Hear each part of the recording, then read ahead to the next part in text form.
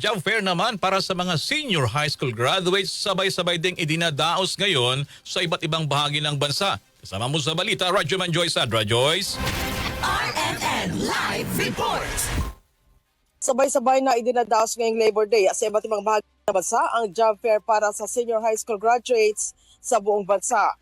Ang Green Lane ay binuksan ng Department of Education at ng Labor Department para pabilisin ang pagpasok sa workforce ng senior high school graduates. Binuksan ang job fair sa 70 sites sa buong bansa kung saan karamihan sa mga ito ay sa mall.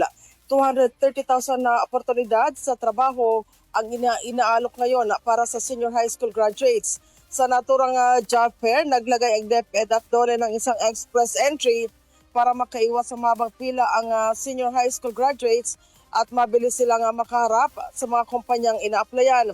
Ang kailangan lamang gawin ay magpakita ng valid credentials gaya ng school ID at Certificate of Completion o graduation. Mahigit 5,900 graduates ang nakatanggap ng libreng pre-employment documents tulad ng birth certificates, NBI at police clearance na malaking tulong para mabawasan ang kanilang gastusin sa pag-apply sa trabaho. Kasama mo sa DCXL Manila, Radyoman Joyce Collantes, Adra, Tatak, RMN. RMN Network News.